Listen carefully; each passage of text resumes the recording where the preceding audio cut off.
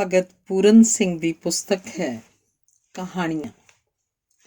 ਮੇਰੇ ਜੀਵਨ ਦੀਆਂ ਬੇਆਸਰੇ ਅਪਾਹਿਜਾਂ, ਰੋਗੀਆਂ ਦੀ ਸੇਵਾ ਸੰਭਾਲਦੀਆਂ ਤੇ ਕੁਝ ਹੋਰ। ਮੇਰਾ ਬਚਪਨ।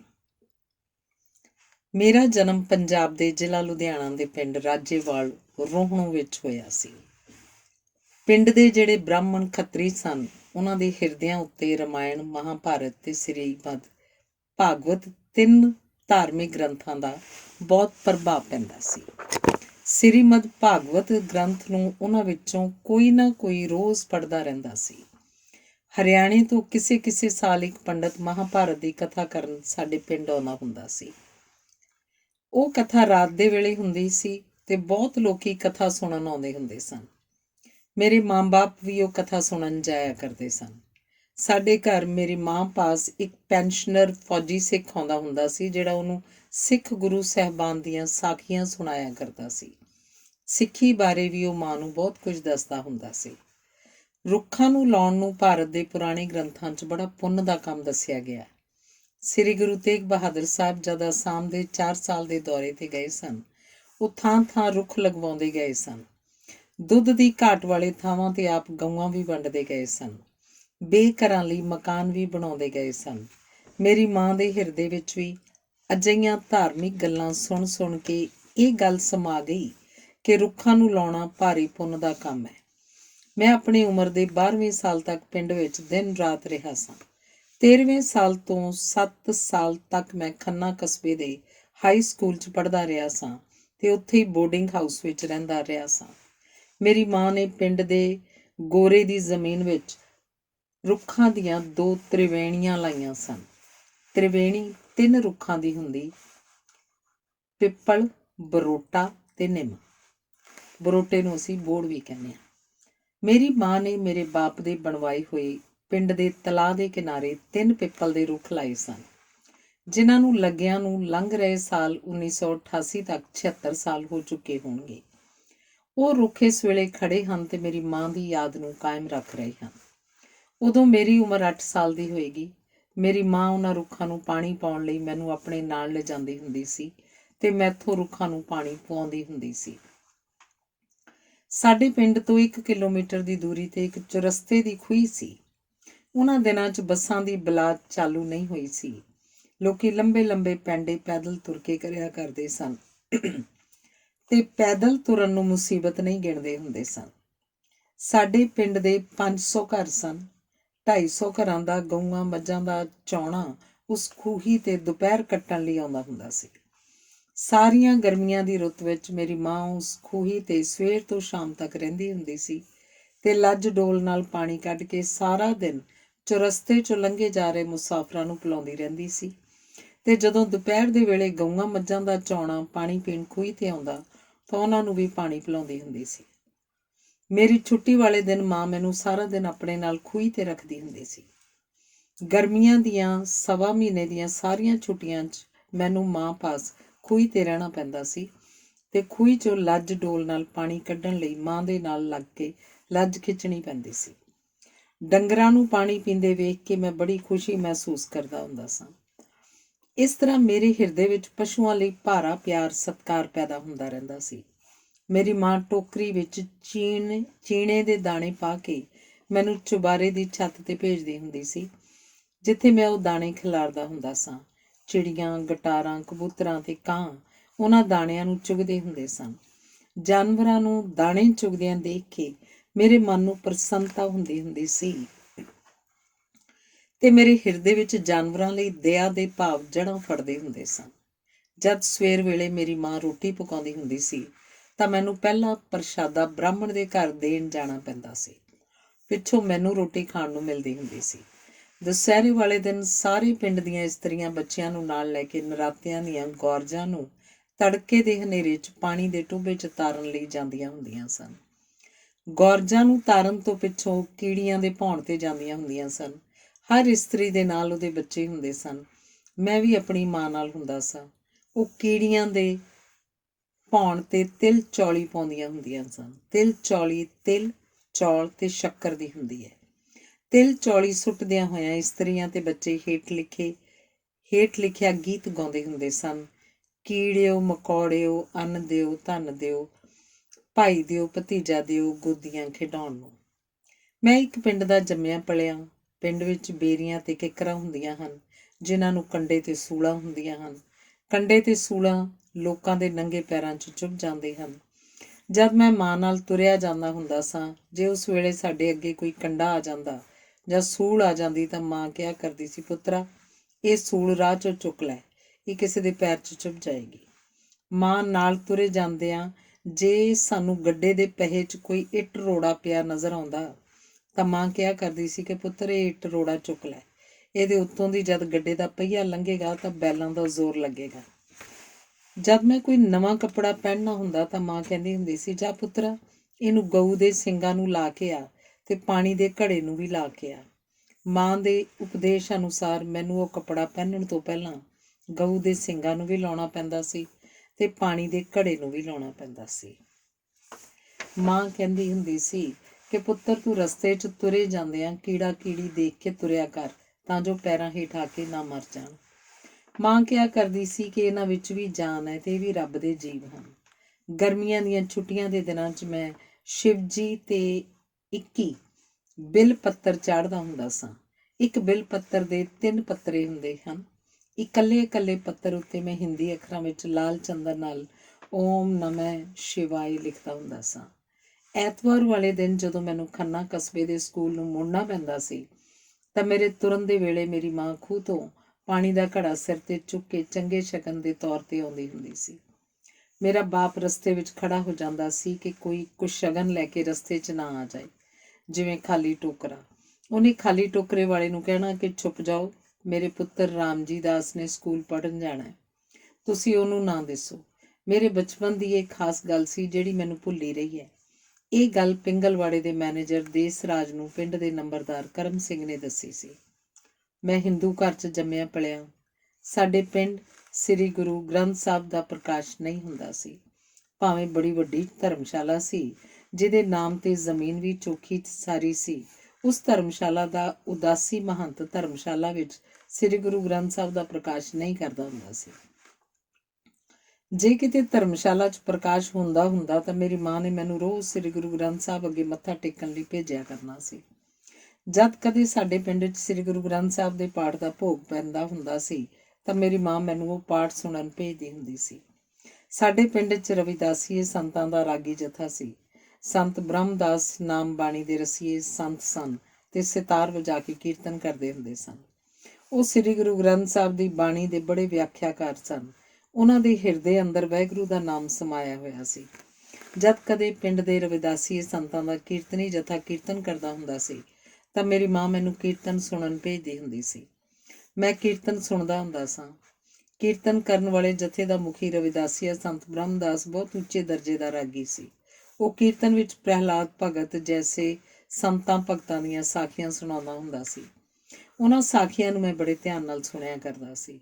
ਉਦੋਂ ਮੇਰੀ ਉਮਰ 10 ਕੁ ਸਾਲਾਂ ਦੀ ਸੀ। ਮੇਰੀ ਮਾਂ ਪੂਰਨਮਾਸ਼ੀ ਦਾ ਵਰਤ ਰੱਖਦੀ ਹੁੰਦੀ ਸੀ ਤੇ ਬ੍ਰਾਹਮਣ ਨੂੰ ਘਰ 'ਚ ਬੁਲਾ ਕੇ ਸੱਤ ਨਾਰਾਇਣ ਦੀ ਕਥਾ ਸੁਣਦੀ ਹੁੰਦੀ ਸੀ। ਪਿੰਡ ਦੇ ਸਾਰੇ ਬ੍ਰਾਹਮਣ ਖੱਤਰੀ ਇਕੱਠੇ ਇੱਕੋ ਥਾਂ ਤੇ ਸੱਤ ਨਾਰਾਇਣ ਦੀ ਕਥਾ ਪੂਰਨਮਾਸ਼ੀ ਵਾਲੇ ਦਿਨ ਕਰਾਉਂਦੇ ਹੁੰਦੇ ਸਨ। ਸਾਡੇ ਘਰ ਇੱਕ ਉਦਾਸੀ ਸੰਤ ਤੇ 2 ਰਵਿਦਾਸੀਏ ਮਹੰਤ ਰੋਜ਼ ਆਟੇ ਦੀ ਗਜ਼ਾ ਲੈਣ ਆਉਂਦੇ ਹੁੰਦੇ ਸਨ।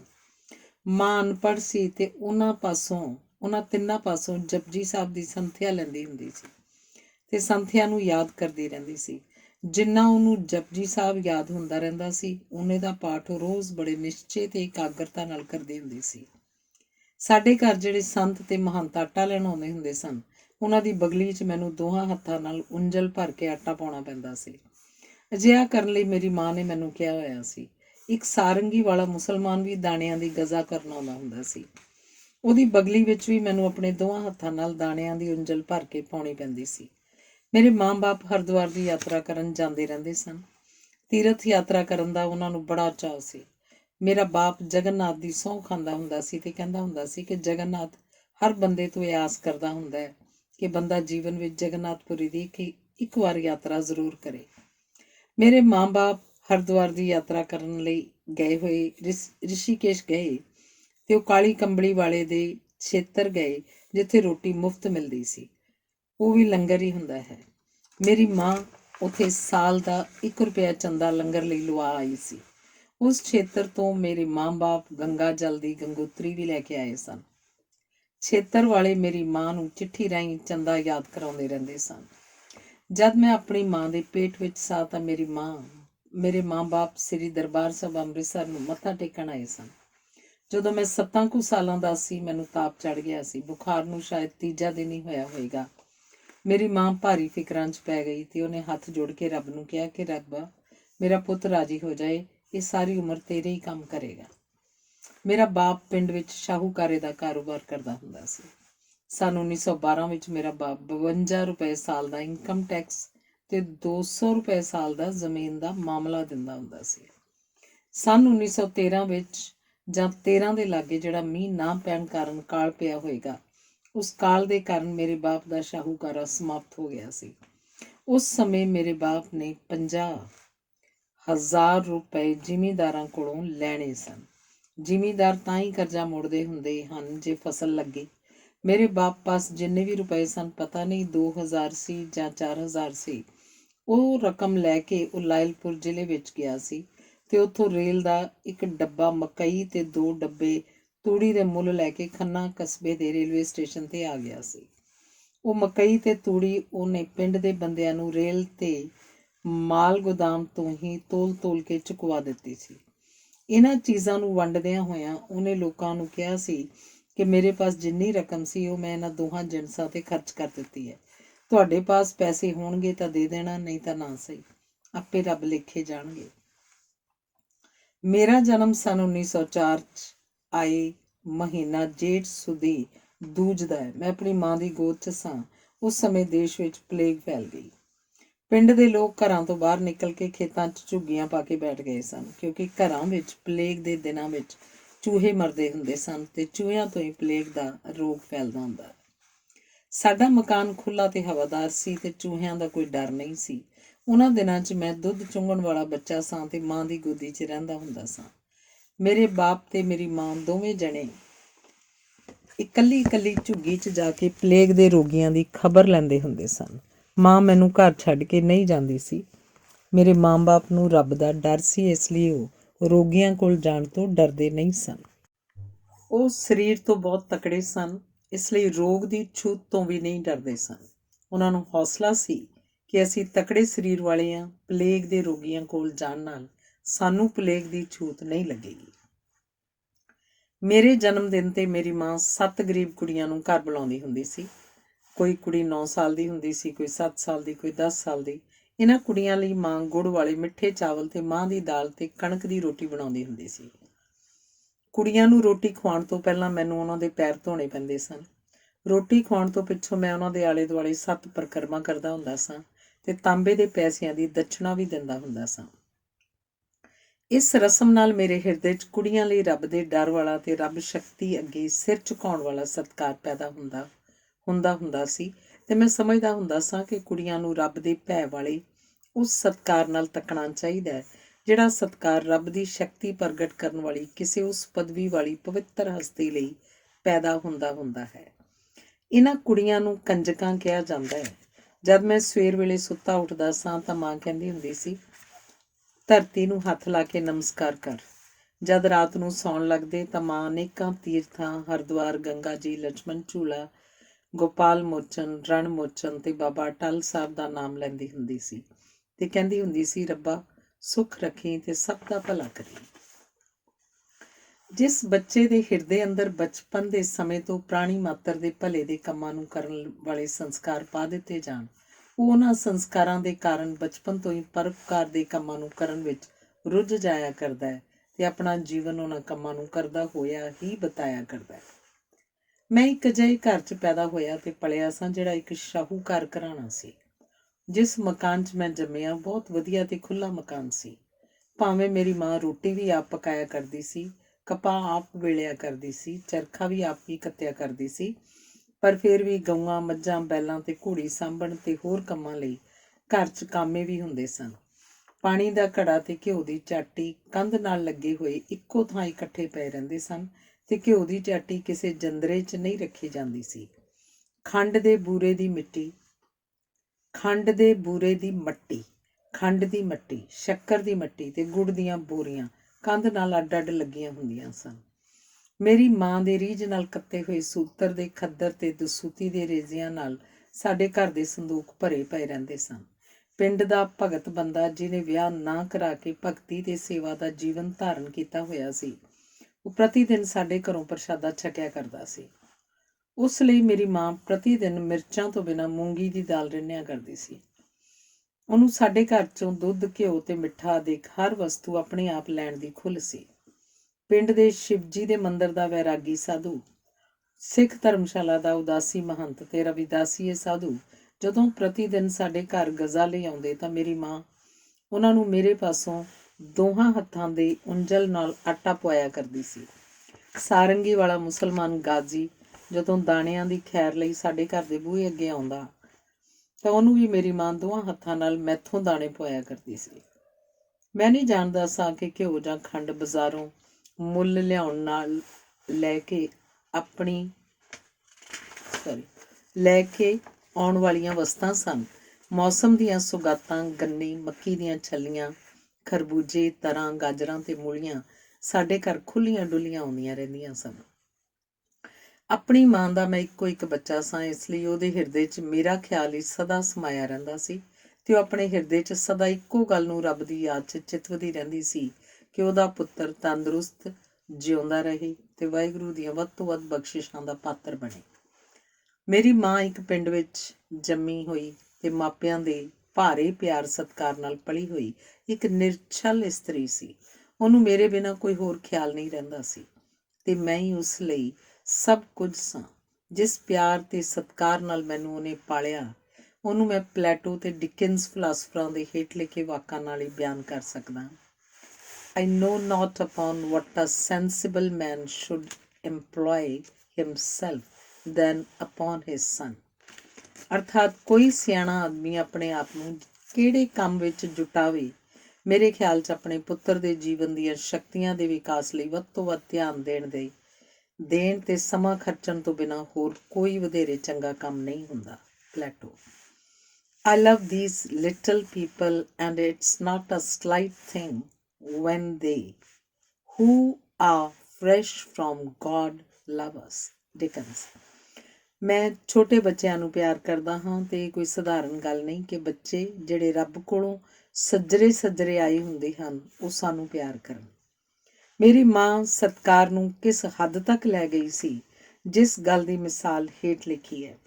ਜਦੋਂ ਮੈਂ 4 ਕੁ ਸਾਲਾਂ ਦੀ ਉਮਰ ਦਾ ਹੋਵਾਂਗਾ ਤਾਂ ਮੇਰੀ ਮਾਂ ਮੈਨੂੰ ਨਾਲ ਲੈ ਕੇ ਆਪਣੀ ਭੈਣ ਨੂੰ ਮਿਲਣ ਲਈ ਉਹਦੇ ਪਿੰਡ ਨੂੰ ਗਈ। ਮੇਰੀ ਮਾਸੀ ਦੇ ਘਰ 'ਚ ਕਪਾਹ ਦੀ ਪੰਡ ਧਰਤੀ ਉੱਤੇ ਪਈ ਸੀ। ਮੈਂ ਇੱਕ ਬੱਚਾ ਹੁੰਦਾ ਹੋਇਆ ਉਸ ਪੰਡ ਤੇ ਚੜ੍ਹ ਗਿਆ। ਮੇਰੀ ਮਾਸੀ ਦੇ ਜਵਾਨ ਪੁੱਤਰ ਨੇ ਮੈਨੂੰ ਪਿਆਰ ਸਤਿਕਾਰ ਤੋਂ ਸਖਣੇ ਤੇ ਰੁੱਖੇ ਲਹਿਜੇ 'ਚ ਇਹ ਸ਼ਬਦ ਕਹਿ ਦਿੱਤੇ, ਉੱਠ ਓਏ, ਕਪਾਹ ਖਰਾਬ ਨਾ ਕਰ। ਮੈਨੂੰ ਯਾਦ ਨਹੀਂ ਰਿਹਾ ਕਿ ਇਹ ਸ਼ਬਦ ਕਹਿੰਦਿਆਂ ਹੋਇਆਂ ਉਹਨੇ ਮੈਨੂੰ ਬਾਂਹ ਤੋਂ ਫੜ ਕੇ ਪੰਡ ਉੱਤੋਂ ਪਰੇ ਹਟਾਇਆ ਸੀ ਜਾਂ ਨਹੀਂ। ਬਸ ਇੰਨੀ ਗੱਲ ਤੋਂ ਹੀ ਮੇਰੀ ਮਾਂ ਨੇ ਮੇਰੀ ਮਾਸੀ ਤੇ ਉਹਦੇ ਪੁੱਤ ਨਾਲ ਸਾਰੀ ਉਮਰ ਲਈ ਬੋਲਣਾ ਛੱਡ ਦਿੱਤਾ ਸੀ।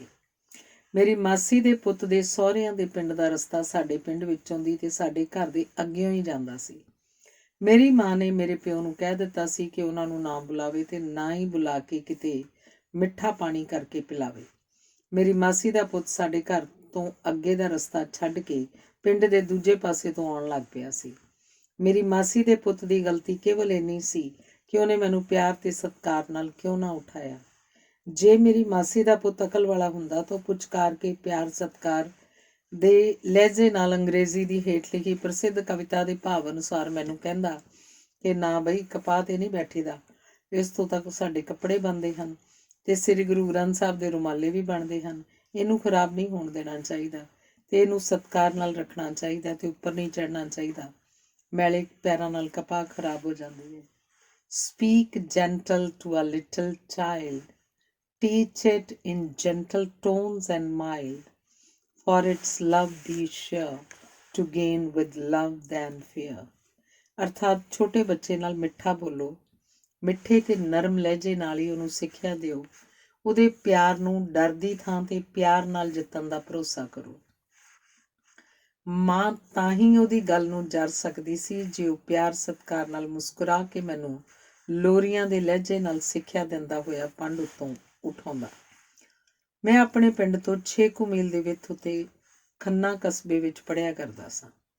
ਜਦੋਂ ਮੈਂ ਪਿੰਡ ਛੁੱਟੀ ਆਏ ਹੋਏ ਨੇ ਸਕੂਲ ਨੂੰ ਤੁਰਨਾ ਤਾਂ ਮੇਰੀ ਮਾਂ ਇੱਕ ਸ਼ਗਨ ਦੇ ਤੌਰ 'ਤੇ ਪਾਣੀ ਦਾ ਘੜਾ ਖੂਹ ਤੋਂ ਲਿਆਉਂਦੀ ਹੋਈ ਮੈਨੂੰ ਸਾਹਮਣੇ ਤੋਂ ਮਿਲਿਆ ਕਰਦੀ ਸੀ ਤੇ ਬਾਪ ਇਸ ਗੱਲ ਲਈ ਗਲੀ 'ਚ ਖੜਾ ਹੋ ਜਾਇਆ ਕਰਦਾ ਸੀ ਕਿ ਮੇਰੇ ਅੱਗੇ ਕੋਈ ਜਣਾ ਖਾਲੀ ਘੜਾ ਜਾਂ ਖਾਲੀ ਟੋਕਰਾ ਲੈ ਕੇ ਨਾ ਆ ਜਾਏ। ਖਾਲੀ ਘੜੇ ਜਾਂ ਖਾਲੀ ਟੋਕਰੇ ਨੂੰ ਮੇਰੇ ਮਾਂ-ਬਾਪ ਕੁਛ ਸ਼ਗਨ ਗਿਣਦੇ ਸਨ। ਇਹ ਗੱਲਾਂ ਭਾਵੇਂ ਭਰਮ ਸਨ, ਪਰ ਇਹਨਾਂ ਤੋਂ ਪਤਾ ਲੱਗਦਾ ਕਿ ਮੇਰੇ ਮਾਂ-ਬਾਪ ਪਲੈਟੋ ਫਿਲਾਸਫਰ ਦੇ ਇਸ ਲੇਖ 'ਚ ਦਿੱਤੇ ਗਏ ਵਿਚਾਰ ਅਨੁਸਾਰ ਮੇਰੇ ਆਲੇ ਦੁਆਲੇ ਜੀਵਨ ਦੀ ਪ੍ਰਫੁੱਲਤਾ ਤੇ ਸਫਲਤਾ ਦੀਆਂ ਨਿਸ਼ਾਨੀਆਂ ਵਾਲਾ ਇੱਕ ਆਸ਼ਾ ਭਰਪੂਰ ਵਾਤਾਵਰਨ ਬਣਾ ਕੇ ਰੱਖਣ ਲਈ ਕਿੰਨੇ ਚਿੰਤਾਤੁਰ ਸਨ। ਇਹ ਮੇਰੇ ਇੰਨੇ ਪਿਆਰੇ ਸਤਿਕਾਰ ਨਾਲ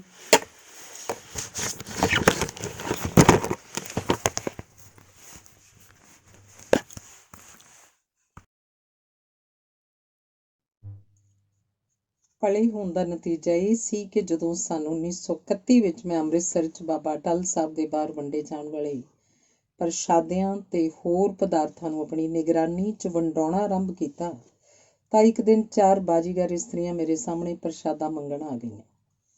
ਉਹਨਾਂ ਨੂੰ ਦੇਖ ਕੇ ਮੈਂ ਬਾਬਾ ਅਟੱਲ ਸਾਹਿਬ ਦੀ ਡਿਊਟੀ ਦੇ ਕੋਲੇ ਨਾਲ ਮੱਥਾ ਲਾ ਕੇ ਰੋਣ ਲੱਗ ਪਿਆ।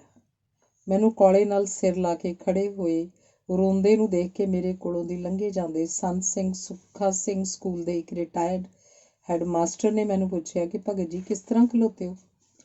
ਤਾਂ ਮੈਂ ਹੰਝੂਆਂ ਭਰੀਆਂ ਅੱਖਾਂ ਨਾਲ ਉਹਨੂੰ ਕਿਹਾ ਕਿ ਮੈਂ ਇਹਨਾਂ 4 ਇਸਤਰੀਆਂ ਨੂੰ ਦੇਖ ਕੇ ਰੋ ਪਿਆ, ਜਿਹੜੀਆਂ ਤੰਦਰੁਸਤ ਤੇ ਜਵਾਨ ਹੁੰਦੀਆਂ ਹੋਈਆਂ ਮੰਗਤਿਆਂ ਵਾਂਗ ਮੇਰੇ ਪਾਸ ਰੋਟੀ ਮੰਗਣ ਆਈਆਂ ਹਨ।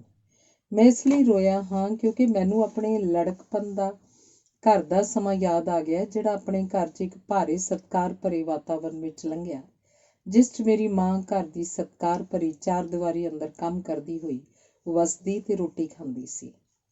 ਮੇਰਾ ਜਨਮ ਇੱਕ ਸਨਾਤਨ ਧਰਮੀ ਹਿੰਦੂ ਘਰਾਣੇ 'ਚ ਹੋਇਆ। ਮੇਰੀ ਮਾਂ ਮੈਨੂੰ ਪ੍ਰਤੀ ਦਿਨ ਉਦੋਂ ਤੱਕ ਪ੍ਰਸ਼ਾਦਾ ਨਹੀਂ ਦਿੰਦੀ ਹੁੰਦੀ ਸੀ ਜਦੋਂ ਤੱਕ ਮੈਂ ਸ਼ਿਵਜੀ ਮਹਾਰਾਜ ਦੇ ਮੰਦਿਰ ਵਿੱਚ 7 ਪਰਿਕਰਮਾ ਕਰਕੇ ਮੱਥਾ ਨਹੀਂ ਟੇਕ ਆਉਂਦਾ ਹੁੰਦਾ ਸੀ। ਸ਼ਿਵਜੀ ਬਾਰੇ ਆਪਣੇ ਬਚਪਨ 'ਚ ਮੈਨੂੰ ਕੇਵਲ ਇੱਕ ਗੱਲ ਦਾ ਪਤਾ ਲੱਗਿਆ ਸੀ ਕਿ ਉਹ ਰਾਤ ਨੂੰ ਉਸ ਵੇਲੇ ਸੌਂਦੇ ਹਨ ਜਦੋਂ ਪਤਾ ਕਰ ਲੈਣ ਕਿ ਸੰਸਾਰ 'ਚ ਕੋਈ ਜੀਵ ਭੁੱਖਾ ਤਾਂ ਨਹੀਂ ਰਹਿ ਗਿਆ। ਜਿਉਂ-ਜਿਉਂ ਮੈਂ ਵੱਡਾ ਹੁੰਦਾ ਗਿਆ ਤੇ ਉਦੋਂ ਸ਼ਿਵਜੀ ਦੀ ਹਰ ਜੀਵ ਨੂੰ ਉਸਦੇ ਜੀਵਨ ਕਾਇਮ ਰੱਖਣ ਵਾਲੀ ਖੁਰਾਕ ਦੇਣ ਦੀ ਤਤਪਰਤਾ ਤੇ ਜ਼ਿੰਮੇਵਾਰੀ ਵਾਲੀ ਸਾਖੀ ਮੇਰੇ ਹਿਰਦੇ 'ਚ ਵੱਧ ਤੋਂ ਵੱਧ ਥਾਂ ਮਲਦੀ ਗਈ ਸੀ। ਅਜਿਹੇ ਸੰਸਕਾਰਾਂ ਨਾਲ ਪਲੇ ਹੋਏ ਨੂੰ ਮੈਨੂੰ ਸੰਨ 1924 'ਚ ਆਪਣੀ ਪੜ੍ਹਾਈ ਸਮਾਪਤ ਕਰਦਿਆਂ ਹੀ 20 ਸਾਲਾਂ ਦੀ ਉਮਰ ਵਿੱਚ ਲਾਹੌਰ ਸ਼ਹਿਰ ਵਿੱਚ ਸ੍ਰੀ ਗੁਰੂ ਅਰਜਨ ਦੇਵ ਜੀ ਦੇ ਗੁਰਦੁਆਰਾ ਡੇਰਾ ਸਾਹਿਬ ਦੀ ਸੇਵਾ ਵਿੱਚ ਜੁਟ ਜਾਣ ਦਾ ਅਵਸਰ ਮਿਲ ਗਿਆ ਸੀ। ਗੁਰਦੁਆਰੇ ਤੋਂ ਜਦੋਂ ਮੈਨੂੰ ਦਿਨ ਦੇ 10:30 ਵਜੇ ਤੋਂ ਲੈ ਕੇ ਰਾਤ ਦੇ 10:30 ਵਜੇ ਤੱਕ ਗਰੀਬ ਬੰਦਿਆਂ, ਮੁਸਾਫਰਾਂ, ਗਰੀਬ ਵਿਦਿਆਰਥੀਆਂ ਤੇ ਬੇਆਸਰੇ ਅਪਾਹਜਾਂ ਨੂੰ ਪ੍ਰਸ਼ਾਦਾ ਦੇਣ ਦਾ ਅਵਸਰ ਮਿਲਦਾ ਤਾਂ ਮੇਰੇ ਉਸ ਸੰਸਕਾਰ ਦੀ ਤ੍ਰਿਪਤੀ ਹੁੰਦੀ ਜਿਹੜਾ ਸ਼ਿਵਜੀ ਦੀ ਸਾਖੀ ਤੋਂ ਮੇਰੇ ਹਿਰਦੇ ਤੇ ਪਿਆ ਸੀ ਕਿ ਸੰਸਾਰ ਦਾ ਕੋਈ ਬੰਦਾ ਜਾਂ ਜੀਵ ਭੁੱਖਾ ਪਿਆਸਾ ਨਾ ਰਹੇ। ਮੇਰੇ ਹਿਰਦੇ ਦਾ ਇਹ ਸੰਸਕਾਰ ਮੇਰੇ ਬਚਪਨ ਤੋਂ ਹੀ ਮੇਰੇ ਰੋਮ-ਰੋਮ 'ਚ ਰਚਿਆ ਰਿਹਾ ਤੇ ਮੈਂ ਸੰਸਾਰ ਦੇ ਹਰ ਬੰਦੇ ਤੇ ਹਰ ਪ੍ਰਾਣੀ ਨੂੰ ਕਿਸ ਨਾਪ ਨਾਲ ਰੱਜਿਆ ਪੁੱਜਿਆ ਦੇਖਣਾ ਚਾਹੁੰਦਾ ਸਾਂ। ਇਹ ਨਾਪ ਮੇਰੀਆਂ ਅੱਖਾਂ ਅੱਗੇ ਮੇਰੇ ਘਰ ਦੀਆਂ ਖਾਣ ਦੀਆਂ ਵਸਤਾਂ ਦੀਆਂ ਭਰੀਆਂ ਹੋਈਆਂ ਚਾਟੀਆਂ ਤੇ ਬੋਰੀਆਂ ਦੀ ਯਾਦ ਹੋਇਆ ਕਰਦੀ ਸੀ।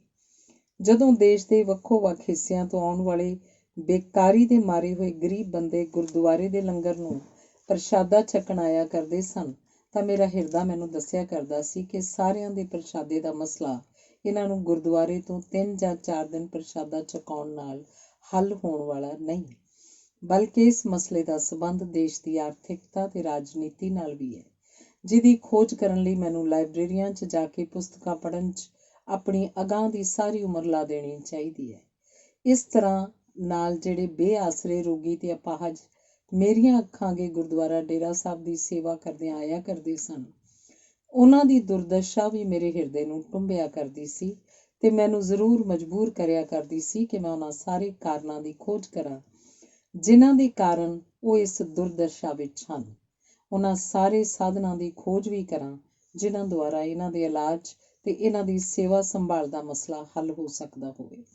ਗੁਰਦੁਆਰਾ ਡੇਰਾ ਸਾਹਿਬ ਦੀ ਛਤਰ ਛਾਇਆ ਹੇਠ ਗਰੀਬ ਬੱਚਿਆਂ, ਗਰੀਬ ਵਿਦਿਆਰਥੀਆਂ, ਬੇਆਸਰੇ ਰੋਗੀਆਂ ਤੇ ਅਪਾਹਜਾਂ ਦੀ ਸੇਵਾ ਕਰਦਿਆਂ ਹੋਇਆਂ ਜਿੱਥੇ ਮੇਰੇ ਹਿਰਦੇ ਨੂੰ ਮਹਾਨ ਪ੍ਰਸੰਨਤਾ ਹੋਇਆ ਕਰਦੀ ਸੀ, ਉੱਥੇ ਦੇਸ਼ ਦੀ ਗਰੀਬੀ, ਬੇਕਾਰੀ, ਰੋਗ ਤੇ ਅਨਪੜ੍ਹਤਾ ਦੇ ਮਸਲਿਆਂ ਦੀਆਂ ਪੁਸਤਕਾਂ ਤੇ ਅਖਬਾਰਾਂ ਦੀ ਖੋਜ ਦੁਆਰਾ ਮੇਰੀ ਬੁੱਧੀ ਦਾ ਜੋ ਵਿਕਾਸ ਹੋਇਆ ਕਰਦਾ ਸੀ, ਉਸ ਦੇ ਨਾਲ ਮੇਰੇ ਹਿਰਦੇ ਦੀ ਪ੍ਰਸੰਨਤਾ ਪੂਰਨ ਹੋ ਜਾਇਆ ਕਰਦੀ ਸੀ। ਆਪਣੇ ਹਿਰਦੇ ਤੇ ਬੁੱਧੀ ਦੀਆਂ ਸ਼ਕਤੀਆਂ ਦੇ ਵਿਕਾਸ ਤੋਂ ਜਿੰਨੀ ਪ੍ਰਸੰਨਤਾ ਮੈਨੂੰ ਆਪਣੇ ਅੰਦਰੋਂ ਪ੍ਰਾਪਤ ਹੋਇਆ ਕਰਦੀ ਸੀ, ਤੇ ਜਦੋਂ ਉਸ ਪ੍ਰਸੰਨਤਾ 'ਚ ਮੇਰਾ ਦਿਨ ਪ੍ਰਤੀ ਦਿਨ ਜਨਤਾ ਵਿੱਚ ਵੱਧ ਰਿਹਾ ਸਤਿਕਾਰ ਆਪਣਾ ਹਿੱਸਾ ਪਾਇਆ ਕਰਦਾ ਸੀ, ਤਾਂ ਮੈਂ ਜੀਵਨ ਦੀ ਕਲਾ ਨੂੰ ਆਪਣੇ ਹਿਰਦੇ ਵਿੱਚ ਮਸਤੀ ਨਾਲ ਨੱਚ ਰਹੀ ਨੂੰ ਅਨੁਭਵ ਕਰਿਆ ਕਰਦਾ ਸਾਂ। ਜੀਵਨ ਕਲਾ ਦੀ ਕਿਸੇ ਯੂਰਪੀਅਨ ਵਿਦਵਾਨ ਨੇ ਆਪਣੇ ਹੇਠ ਲਿਖੇ ਸ਼ਬਦਾਂ 'ਚ ਬਿਆਨ ਕੀਤਾ, The art of life consists in the creation of an environment in which we are of some importance. ਅਰਥਾਤ ਜੀਵਨ ਦੀ ਕਲਾ ਉਸ ਵਾਤਾਵਰਨ ਨੂੰ ਪੈਦਾ ਕਰਨ ਵਿੱਚ ਪਈ ਹੁੰਦੀ ਹੈ, ਜਿਸ ਵਾਤਾਵਰਨ 'ਚ ਸਾਡਾ ਜੀਵਨ ਮਹੱਤਵਪੂਰਨ ਗਿਣਿਆ ਜਾ ਸਕੇ।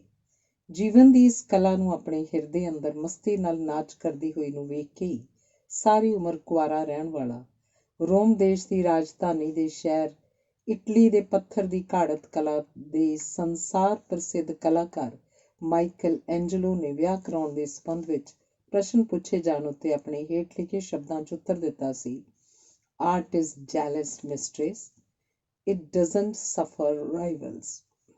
ਅਰਥਾਤ ਕਲਾ ਇੱਕ ਈਰਖਾਲੂ ਸੁਆਣੀ ਹੈ ਜਿਹੜੀ ਆਪਣੀਆਂ ਸੌਕੜਾਂ ਨੂੰ ਨਹੀਂ ਜਰਦੀ। ਇੰਗਲੈਂਡ ਦੇਸ਼ ਦੇ ਵਿਦਵਾਨ ਜੇ ਸਾਈਮ MA LLD ਦੀ ਲਿਖੀ ਹੋਈ ਇੱਕ ਪੁਸਤਕ ਹੈ ਜਿਹਦਾ ਨਾਮ ਹੈ ਮੈਨ ਐਂਡ ਹਿਜ਼ ਡਿਊਟੀਜ਼, ਅਰਥਾਤ ਮਨੁੱਖ ਤੇ ਉਹਦੇ ਕਰਤੱਵ। ਉਸ ਪੁਸਤਕ ਵਿੱਚ ਉਹਨੇ ਮਨੁੱਖ ਦੇ ਕਰਤੱਵਾਂ ਬਾਰੇ ਲਿਖਿਆ ਹੈ। ਉਸ ਪੁਸਤਕ ਵਿੱਚ ਜਿਹੜਾ ਲੇਖ ਲਵ ਆਫ ਕੰਟਰੀ ਅਰਥਾਤ ਦੇਸ਼ ਪਿਆਰ ਦੇ ਵਿਸ਼ੇ ਬਾਰੇ ਹੈ, ਉਸ ਵਿੱਚ ਉਹਨੇ ਦੇਸ਼ ਪਿਆਰ ਦੇ ਸਭ ਤੋਂ ਵੱਡੇ ਲੱਛਣ ਹੇਠ ਲਿਖੇ ਦੱਸੇ ਹਨ। ਓੜਕ ਵਿੱਚ ਉਹ ਦੇਸ਼ ਭਗਤ ਬੰਦਾ ਬੜੇ ਚਾਅ ਨਾਲ ਆਪਣੇ ਦੇਸ਼ ਵਾਸੀਆਂ ਦੀ ਵਾਕਫੀ, ਇਲਮ ਤੇ ਗਿਆਨ ਨੂੰ ਵਧਾਉਣ ਤੇ ਉਹਨਾਂ ਦੀਆਂ ਸਦਾਚਾਰ ਦੀਆਂ ਆਦਤਾਂ ਨੂੰ ਅੱਗੇ ਨਾਲੋਂ ਚੰਗੀਆਂ ਬਣਾਉਣ 'ਚ ਆਪਣਾ ਪੂਰਾ ਤਾਣ ਲਾਵੇ। ਇਹ ਦੋਵੇਂ ਗੱਲਾਂ ਅਜਿਹੀਆਂ ਹਨ ਜਿਨ੍ਹਾਂ ਉੱਤੇ ਅਮਲ ਕਰਕੇ ਹਰ ਇੱਕ ਦੇਸ਼ ਦਾ ਹਰ ਇੱਕ ਬੰਦਾ, ਭਾਵੇਂ ਉਹ ਕਿਸੇ ਵੀ ਦਰਜੇ ਦਾ ਹੋਵੇ, ਆਪਣੇ ਦੇਸ਼ ਨੂੰ ਇੱਕ ਸਦਾ ਕਾਇਮ ਰਹਿਣ ਵਾਲਾ ਲਾਭ ਪਹੁੰਚਾ ਸਕਦਾ ਹੈ। ਇਹ ਤਾਂ ਹੀ ਸੰਭਵ ਹੈ ਜੇ ਉਸ ਵਿੱਚ ਸੱਚੀ ਦੇਸ਼ ਭਗਤੀ ਹੈ। ਉੱਪਰ ਲਿਖੇ ਸ਼ਬਦ ਜੇ ਸਾਈਮ ਦੀ ਇੱਕ ਅੰਗਰੇਜ਼ੀ ਦੀ ਪੁਸਤਕ ਮਨੁੱਖ ਤੇ ਉਹਦੇ ਕਰਤੱਵ 'ਚੋਂ ਲਏ ਗਏ ਹਨ। ਆਪਣੀ ਵਿੱਦਿਆ ਦੀ ਪੜ੍ਹਾਈ ਤੇ ਉਹਦੇ ਪ੍ਰਚਾਰ ਦੇ ਜਿਸ ਜੀਵਨ ਦੇ ਵਿੱਚੋਂ ਦੀ ਹੁਣ ਤੱਕ ਦੇ ਆਪਣੇ ਜੀਵਨ ਦੇ 85ਵੇਂ ਸਾਲ ਤੱਕ ਮੈਂ ਲੰਘਦਾ ਆਇਆ ਹਾਂ ਤੇ ਅਗਾਂਹ ਨੂੰ ਵੱਧ ਤੋਂ ਵੱਧ ਚਾਅ ਨਾਲ ਇਸ ਤੇ ਤੁਰਿਆ ਜਾ ਰਿਹਾ। ਮੇਰੇ ਜੀਵਨ ਦੀ ਉਹ ਕਹਾਣੀ ਇੱਕ ਅਗਾਧ ਮਸਤੀ ਭਰੀ ਕਹਾਣੀ ਹੈ। ਮੈਂ 7 ਸਾਲ ਦਾ ਸਮਾਂ ਆਪਣੇ ਪਿੰਡ ਦੇ ਲਾਗੇ ਦੇ ਕਸਬਾ ਖੰਨਾ 'ਚ ਪੜ੍ਹਦਾ ਰਿਹਾ ਤੇ ਬੋਰਡਿੰਗ ਹਾਊਸ 'ਚ ਰਹਿੰਦਾ ਰਿਹਾ। ਸੰਨ 1923 'ਚ ਮੈਂ ਖੰਨਾ ਕਸਬੇ ਤੋਂ 10ਵੀਂ ਜਮਾਤ ਦਾ ਇਮਤਿਹਾਨ ਦਿੱਤਾ, ਜਿਸ ਵਿੱਚ ਮੈਂ ਫੇਲ ਹੋਇਆ। 10ਵੀਂ ਜਮਾਤ ਤੱਕ ਮੇਰੀ ਮਾਂ ਨੇ ਮੇਰੀ ਪੜ੍ਹਾਈ ਦਾ ਸਾਰਾ ਖਰਚ 2 ਸ਼ਹਿਰਾਂ ਮਿੰਟਗੁਮਰੀ ਤੇ ਲਾਹੌਰ 'ਚ 10 ਰੁਪਏ ਮਹੀਨੇ ਦੀ ਭਾਂਡੇ ਮਾਂਜਣ ਦੀ ਨੌਕਰੀ ਕਰਕੇ ਪੂਰਾ ਕੀਤਾ। ਇਸ ਖਰਚ ਵਿੱਚ ਬੋਰਡਿੰਗ ਹਾਊਸ ਦੀ ਫੀਸ ਤੇ ਰੋਟੀ ਦਾ ਖਰਚ ਵੀ ਸ਼ਾਮਲ ਸਨ। ਮੇਰੀ ਮਾਂ ਦੀ ਉਸ ਤਨਖਾਹ ਨਾਲ ਮੇਰੀ ਪੜ੍ਹਾਈ ਦਾ ਸਾਰਾ ਖਰਚ ਬੜੀ ਮੁਸ਼ਕਿਲ ਨਾਲ ਪੂਰਾ ਹੋਇਆ ਸੀ। ਜਿੰਨਾ ਚਿਰ ਮੈਂ ਪੜ੍ਹਦਾ ਰਿਹਾ ਓਨਾ ਚਿਰ ਮੈਂ ਬੋਰਡਿੰਗ ਹਾਊਸ 'ਚ ਰਿਹਾ, ਪਰ ਮੈਂ ਇਮਤਿਹਾਨ ਦੇ ਪਿੱਛੋਂ ਤਾਂ ਬੋਰਡਿੰਗ ਹਾਊਸ 'ਚ ਰਹਿ ਨਹੀਂ ਸਕਦਾ ਸੀ। ਮਾਂ ਨੇ ਲਾਹੌਰ ਸ਼ਹਿਰ ਤੋਂ ਪਿੰਡ ਨੂੰ ਮੁੜ ਕੇ ਆਉਣਾ ਨਹੀਂ ਸੀ। ਪਿੰਡ ਆ ਕੇ ਉਹ ਕੀ ਕਰ ਸਕਦੀ ਸੀ, ਕਿਉਂਕਿ ਸਾਡੇ ਘਰ ਦਾ ਕੋਈ ਦਸਤਕਾਰੀ ਕਿੱਤਾ ਹੈ ਨਹੀਂ ਸੀ, ਜਿਵੇਂ ਜੁਲਾਹੇ ਦਾ ਕਿੱਤਾ, ਤੇਲੀ ਦਾ ਕੰਮ, ਰੂੰ ਪਿੰਜਣ ਦਾ ਕੰਮ ਆਦਿ। ਇਸ ਲਈ ਉਹਨੇ ਤਾਂ ਕਿਸੇ ਅਮੀਰ ਘਰ ਦੀ ਨੌਕਰੀ ਕਰਦੇ ਰਹਿਣਾ ਸੀ। ਮੈਂ ਮਾਂ ਬਾਪ ਦੇ ਵਸਦੇ ਘਰ ਜੰਮਿਆ ਪਲਿਆ ਸਾਂ ਤੇ ਮਾਂ ਬਾਪ ਦਾ ਦਿਨ ਰਾਤ ਦਾ ਨਿੱਘ ਵਾਲਾ ਪਿਆਰ ਆਪਣੇ ਬਚਪਨ ਦੇ ਸਮੇਂ ਦੇਖਿਆ ਸੀ, ਕਿਉਂਕਿ ਮੇਰੇ ਮਾਂ ਬਾਪ ਨੌਕਰੀ ਕਰਨ ਵਾਲੇ ਨਹੀਂ ਸਨ ਜਿਹੜੇ ਸਾਰਾ ਦਿਨ ਘਰੋਂ ਬਾਹਰ ਰਹਿੰਦੇ। ਮੇਰੀ ਮਾਂ ਤਾਂ ਸਾਰਾ ਦਿਨ ਘਰ ਰਹਿੰਦੀ ਸੀ ਤੇ ਹਰ ਵੇਲੇ ਮੇਰੀ ਹਰ ਇੱਕ ਹਰਕਤ ਨੂੰ ਦੇਖਦੀ ਰਹਿੰਦੀ ਸੀ। ਇਸ ਲਈ ਬੋਰਡਿੰਗ ਹਾਊਸ ਵਿੱਚੋਂ ਨਿਕਲਣ ਉੱਤੇ ਮੇਰੇ ਅੱਗੇ ਇਹ ਸਮੱਸਿਆ ਖੜੀ ਹੋਣੀ ਸੀ ਕਿ ਮੈਂ ਰਹਾਂ ਕਿੱਥੇ, ਜਿੱਥੇ ਮੈਨੂੰ ਹਿਰਦੇ ਦਾ ਨਿੱਘ ਮਿਲੇ, ਪਿਆਰ ਮਿਲੇ, ਸਤਿਕਾਰ ਮਿਲੇ, ਭਰੋਸਾ ਮਿਲੇ, ਵਧਣ ਫੁੱਲਣ ਦੇ ਸਾਰੇ ਸਾਧਨ ਮਿਲਣ। ਮੈਨੂੰ ਸਕੂਲ 'ਚੋਂ ਨਿਕਲਦੇ ਸਾਰ ਤਾਂ ਕੋਈ ਨੌਕਰੀ ਮਿਲ ਨਹੀਂ ਜਾਣੀ ਸੀ। ਇੱਕ ਮੈਂ ਪਿਆਰ ਤੇ ਸਤਿਕਾਰ ਨਾਲ ਪਲਿਆ ਹੋਇਆ ਸਾਂ। ਦਇਆ ਤੇ ਪਿਆਰ ਦੇ ਪ੍ਰਬਲ ਜਜ਼ਬੇ ਮੇਰੀ ਪਾਲਣਾ ਦੇ ਸਮੇਂ ਮੇਰੇ ਹਿਰਦੇ 'ਚ ਜਗਾਏ ਜਾ ਚੁੱਕੇ ਸਨ, ਜਿਨ੍ਹਾਂ ਦੇ ਅਨੁਸਾਰ ਹੀ ਮੈਂ ਕੰਮ ਲੱਭਣਾ ਸੀ ਤੇ ਰਹਿਣ ਵਾਸਤੇ ਥਾਂ ਲੱਭਣੀ ਸੀ। ਇਹੋ ਜਿਹੇ ਪਿਆਰ ਦੇ ਪਲੇ ਹੋਏ ਨੇ ਮੈਂ ਨੌਕਰੀ ਹਰ ਥਾਂ ਥੋੜ੍ਹੀ ਕਰ ਲੈਣੀ ਸੀ, ਪਰ ਮੈਂ ਜਿਸ ਘਰ 'ਚ ਜੰਮਿਆ ਸਾਂ ਉਹ ਬਹੁਤ ਵਧੀਆ ਘਰ ਸੀ, ਹਵਾਦਾਰ ਵੀ ਸੀ, ਖੁੱਲ੍ਹਾ ਵੀ ਸੀ। ਮੈਂ ਕਿਸੇ ਗੰਦੇ ਮਕਾਨ 'ਚ ਰਹਿਣ ਲਈ ਤਿਆਰ ਨਹੀਂ ਹੋ ਸਕਦਾ ਸੀ, ਇਸ ਲਈ ਰੱਬ ਨੂੰ ਮੇਰੇ ਲਈ ਕੰਮ ਤੇ ਰਹਿਣ ਲਈ ਥਾਂ ਲੱਭਣ ਲਈ ਫਿਕਰ ਕਰਨਾ ਪੈਣਾ ਸੀ। ਮੈਂ ਹਿੰਦੂ ਲੜਕਾ ਸਾਂ। ਸੰਨ 1923 'ਚ ਮੈਂ ਇਸੇ ਸ਼ਹਿਰ ਲੁਧਿਆਣਾ ਵਿੱਚ 10ਵੀਂ ਜਮਾਤ ਦਾ ਇਮਤਿਹਾਨ ਦਿੱਤਾ। ਇਮਤਿਹਾਨ ਦੇ ਪਿੱਛੋਂ ਕੁਝ ਦਿਨ ਮੈਂ ਇਸ ਸ਼ਹਿਰ 'ਚ ਰਿਹਾ। ਮੈਂ ਉਹਨਾਂ ਦਿਨਾਂ 'ਚ ਹਨੂੰਮਾਨ ਚਾਲੀਸੇ ਦੇ 7 ਪਾਠ ਰੋਜ਼ ਕਰਦਾ ਹੁੰਦਾ ਸਾਂ ਤੇ ਹਫ਼ਤੇ 'ਚ 3 ਵਰਤ ਰੱਖਦਾ ਹੁੰਦਾ ਸਾਂ। ਇੱਕ ਦਿਨ ਮੈਂ ਸਵੇਰ ਵੇਲੇ ਇਸ ਸ਼ਹਿਰ ਦੇ ਖਜ਼ਾਨਚੀਆਂ ਦੇ ਸ਼ਿਵ ਜੀ ਦੇ ਮੰਦਿਰ ਚਲਾ ਗਿਆ। ਮੈਂ ਖੂਹ ਵਿੱਚੋਂ ਡੋਲ ਨਾਲ ਪਾਣੀ ਕੱਢ ਕੇ ਠਾਕਰਾਂ ਉੱਤੇ ਜੰਮੇ ਹੋਏ ਚੰਦਨ ਉਤਾਰੇ, ਮੂਧਾ ਲੰਮਾ ਪੈ ਕੇ ਮੱਥਾ ਟੇਕਿਆ। ਠਾਕਰਾਂ ਤੋਂ ਚੰਦਨ ਲਾਉਂਦੇ ਨੂੰ ਤੇ ਮੂਧਾ ਲੰਮਾ ਪੈ ਕੇ ਮੱਥਾ ਟੇਕਦੇ ਨੂੰ ਵੇਖ ਕੇ ਪੁਜਾਰੀ ਹੈਰਾਨ ਹੋ ਗਏ ਸਨ। ਇਤਫਾਕ ਨਾਲ ਉਹ ਵਕਤ ਵਿਦਿਆਰਥੀਆਂ ਦੀ ਰੋਟੀ ਖਾਣ ਦਾ ਸੀ। ਉਸ ਮੰਦਿਰ ਵਿੱਚ ਸੰਸਕ੍ਰਿਤ ਪੜ੍ਹਨ ਵਾਲੇ 5 ਵਿਦਿਆਰਥੀ ਰਹਿੰਦੇ ਸਨ। ਉਹ ਵਿਦਿਆਰਥੀ ਆ ਕੇ ਬੈਠ ਗਏ। ਉਹਨਾਂ ਨੂੰ ਪ੍ਰਸ਼ਾਦਾ ਵਰਤਾਇਆ ਜਾਣ ਲੱਗਿਆ। ਮੈਂ ਵੀ ਉਹਨਾਂ 'ਚ ਬੈਠ ਗਿਆ। ਮੈਨੂੰ ਪੁਜਾਰੀ ਨੇ ਉਠਾ ਦਿੱਤਾ। ਠਾਕਰਾਂ ਉੱਤੇ ਹਰ ਕੋਈ ਚੰਦਨ ਥੱਪ ਜਾਂਦਾ। ਚੰਦਨ ਨੂੰ ਧੋਂਦਾ ਤਾਂ ਕੋਈ ਵੀ ਨਹੀਂ ਹੁੰਦਾ। ਮੈਨੂੰ 4 ਪ੍ਰਸ਼ਾਦੇ ਦੇਣ ਤੋਂ ਬਚਣ ਲਈ ਪੰਗਤ ਵਿੱਚੋਂ ਉਠਾਇਆ ਗਿਆ। ਮੈਂ 19 ਸਾਲ ਦਾ ਮੁੰਡਾ ਸਾਂ ਤੇ ਕੱਪੜੇ ਵਿਦਿਆਰਥੀਆਂ ਵਾਲੇ ਪਹਿਨੇ ਹੋਏ ਸਨ। 2 ਦਿਨਾਂ ਪਿੱਛੋਂ ਮੇਰੇ ਕੋਲ ਰੇਲ ਦਾ ਕਿਰਾਇਆ ਨਾ ਹੋਣ ਦੇ ਕਾਰਨ ਮੈਨੂੰ ਲੁਧਿਆਣੇ ਤੋਂ ਪੈਦਲ ਖੰਨਾ ਕਸਬੇ ਨੂੰ ਜਾਣਾ ਪੈ ਗਿਆ। ਜਦੋਂ ਮੈਂ ਲੁਧਿਆਣਾ ਸ਼ਹਿਰ ਤੋਂ ਖੰਨਾ ਕਸਬੇ ਨੂੰ ਪੈਦਲ ਵਾਪਸ ਜਾ ਰਿਹਾ ਸਾਂ ਤਾਂ ਰੱਬ ਦੀ ਕਲਾ ਉਸ ਪਿਆਰ ਨਾਲ ਮੈਨੂੰ ਰਾਹ ਵਿੱਚ ਹੀ ਅਗਾਂਹ ਹੋ ਕੇ ਰਾਹ ਦੇ ਅੱਧ ਵਿੱਚ ਇਹ ਕਹਿਣ ਨੂੰ ਮਿਲੀ ਕਿ ਮੈਂ ਤੈਨੂੰ ਅਜਿਹੇ ਘਰ ਵੱਲ ਲੈ ਜਾਣਾ ਹੈ ਜਿਹੜਾ ਕਦੇ ਉੱਜੜਦਾ ਨਹੀਂ ਤੇ ਜਿੱਥੇ ਖਾਣ ਪੀਣ ਲਈ ਸਭ ਪਦਾਰਥ ਮੌਜੂਦ ਹੋਣਗੇ। ਤੇਰੇ ਘਰ ਨਾਲੋਂ ਉਸ ਘਰ ਦਾ ਵਾਤਾਵਰਨ ਵੀ ਵਧੇਰੇ ਪਵਿੱਤਰ ਹੋਏਗਾ। ਮੈਨੂੰ ਖੰਨਾ ਕਸਬੇ ਨੂੰ ਤੁਰੇ ਜਾਂਦੇ ਨੂੰ ਦੁਰਾਹੇ ਵਾਲੀ ਨਹਿਰ ਦੇ ਲਾਗੇ ਹਨੇਰਾ ਪੈ ਗਿਆ। ਹਨੇਰਾ ਪੈਣ ਉੱਤੇ ਮੇਰੇ ਰਸਤੇ ਵਿੱਚ ਜਿਸ ਉੱਤੇ ਮੈਂ ਤੁਰਿਆ ਜਾ ਰਿਹਾ ਸੀ ਉਸ ਉੱਤੇ ਇੱਕ ਖੂਹੀ ਆਈ ਜਿਹੜੀ ਦੁਰਾਹੇ ਵਾਲੀ ਜਰਨੈਲੀ ਸੜਕ ਉੱਤੇ ਹੈ। ਇਸ ਖੂਹੀ ਤੇ 2 ਸਿੱਖ ਬੈਠੇ ਸਨ, ਜਿਨ੍ਹਾਂ ਵਿੱਚੋਂ ਇੱਕ ਸੂਰਮਾ ਸਿੰਘ ਸੀ। ਉਹ ਸਿੰਘ ਰਹਿਰਾਜ ਸਾਹਿਬ ਦਾ ਪਾਠ ਕਰ ਰਿਹਾ ਸੀ। ਦੂਜਾ ਸਿੰਘ ਲੱਗਦੇ ਪਿੰਡ ਦਾ ਜ਼ਿਮੀਂਦਾਰ ਸੀ ਜਿਹੜਾ ਉਸ ਪਾਠ ਨੂੰ ਸੁਣ ਰਿਹਾ ਸੀ ਤੇ ਉਹ ਸਾਰਾ ਦਿਨ ਉਸ ਖੂਹੀ ਤੇ ਮੁਸਾਫਰਾਂ ਨੂੰ ਪਾਣੀ ਪਿਲਾਉਂਦਾ ਰਹਿੰਦਾ ਸੀ। ਉਹਨਾਂ ਨੇ ਮੈਨੂੰ ਕਿਹਾ ਕਿ ਭਾਈ ਕਾਕਾ, ਜੇ ਤੂੰ ਰਾਤ ਕੱਟਣੀ ਹੈ ਤਾਂ ਤੂੰ ਰਾਤ ਇੱਥੇ ਕੱਟ ਸਕਦਾ ਹੈ। ਜੇ ਤੂੰ ਰੋਟੀ ਖਾਣੀ ਹੈ ਤੇ ਆਟਾ ਤੇ ਦਾਲ ਸਾਡੇ ਕੋਲੋਂ ਲੈ ਲੈ ਤੇ ਰੋਟੀ ਪਕਾ ਲੈ। ਪਰ ਚੰਗਾ ਇਹ ਹੈ ਕਿ ਰਾਤ ਕੱਟਣ ਲਈ ਤੂੰ ਗੁਰਦੁਆਰਾ ਰੇਰੂ ਸਾਹਿਬ ਚਲਿਆ ਜਾਵੇਂ, ਜਿਹੜਾ 1.5 ਮੀਲ ਦੀ ਵਿੱਥ ਤੇ ਹੈ। ਮੈਂ ਉੱਤਰ ਦਿੱਤਾ ਕਿ ਮੈਨੂੰ ਰਾਹ ਦਾ ਪਤਾ ਨਹੀਂ, ਇਸ ਲਈ ਮੈਂ ਹਨੇਰੇ ਵਿੱਚ ਗੁਰਦੁਆਰੇ ਕਿਵੇਂ ਜਾਵਾਂ। ਮੈਂ ਇਹ ਉੱਤਰ ਵੀ ਦਿੱਤਾ ਕਿ ਮੈਂ ਰੋਟੀ ਪਕਾਉਣਾ ਨਹੀਂ ਜਾਣਦਾ। ਮੈਂ ਇਹ ਵੀ ਕਿਹਾ ਕਿ ਅੱਜ ਮੇਰਾ ਵਰਤ ਹੈ ਤੇ ਮੈਂ ਵਰਤ ਵਾਲੇ ਦਿਨ ਰਾਤ ਨੂੰ ਇੱਕੋ ਵੇਲੇ ਮਿੱਠੇ ਨਾਲ ਰੋਟੀ ਖਾਇਆ ਕਰਦਾ। ਆਪਣੀ 10ਵੀਂ ਜਮਾਤ ਵਿੱਚ ਮੈਂ ਹਫ਼ਤੇ ਵਿੱਚ 3 ਵਰਤ ਰੱਖਿਆ ਕਰਦਾ ਸੀ। ਮੰਗਲਵਾਰ ਵਾਲੇ ਦਿਨ ਦਾ ਵਰਤ ਹਨੂੰਮਾਨ ਜਤੀ ਦਾ ਹੁੰਦਾ ਸੀ, ਵੀਰਵਾਰ ਦਾ ਵਰਤ ਸ਼ਾਇਦ ਭੈਰੋਂ ਜਤੀ ਦਾ ਹੁੰਦਾ ਸੀ ਤੇ ਤੀਜੇ ਵਰਤ ਬਾਰੇ ਮੈਨੂੰ ਯਾਦ ਨਹੀਂ ਰਿਹਾ ਕਿ ਉਹ ਕਿਸ ਦੇਵਤੇ ਦਾ ਵਰਤ ਹੁੰਦਾ ਸੀ। ਮੈਂ ਇੱਕ ਖੂਬਸੂਰਤ ਨੌਜਵਾਨ ਵਿਦਿਆਰਥੀ ਸਾਂ ਤੇ ਵਿਦਿਆਰਥੀਆਂ ਵਾਲੇ ਕੱਪੜੇ ਪਾਏ ਹੋਏ ਸਨ।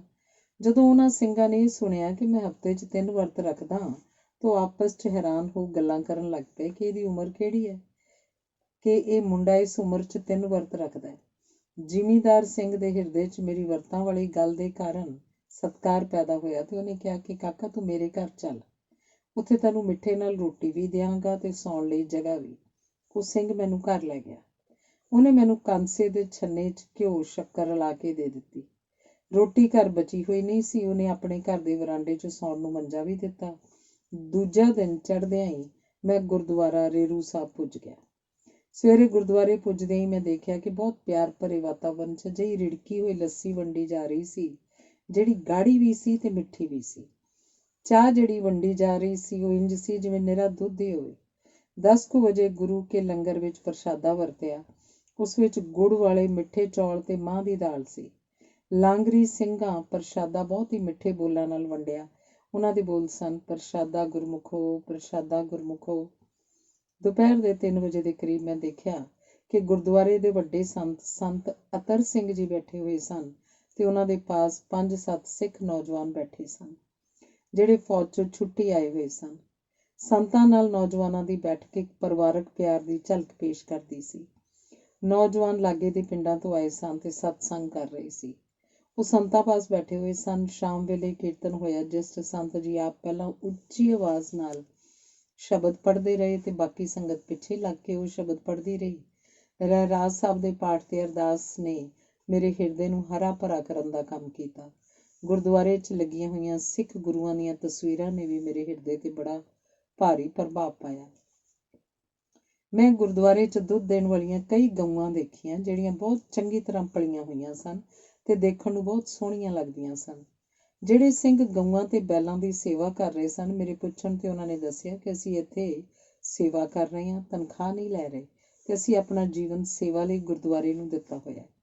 ਬਸ ਉਹਨਾਂ ਸਿੰਘਾਂ ਦੀ ਗੱਲ ਸੁਣ ਕੇ ਮੇਰੇ ਮਨ ਨੇ ਮਹਿਸੂਸ ਕਰ ਲਿਆ ਕਿ ਇੱਕ ਅਜਿਹਾ ਘਰ ਵੀ ਸੰਸਾਰ ਵਿੱਚ ਹੈ ਜਿਹੜਾ ਕਦੇ ਉੱਜੜਦਾ ਨਹੀਂ, ਜਿਸ ਵਿੱਚ ਜੀਵਨ ਨਿਰਬਾਹ ਦੇ ਖਾਣ ਪੀਣ ਦੇ ਤੇ ਬਸਤਰ ਆਦਿ ਸਾਧਨਾਂ ਦਾ ਕੋਈ ਘਾਟਾ ਨਹੀਂ ਤੇ ਜਿਸ ਵਿੱਚ ਪ੍ਰਵੇਸ਼ ਕਰਕੇ ਕੋਈ ਨੌਜਵਾਨ ਸੰਸਾਰ 'ਚ ਆਪਣੇ ਵਧਣ ਫੁੱਲਣ ਦਾ ਰਾਹ ਲੱਭ ਸਕਦਾ ਹੈ।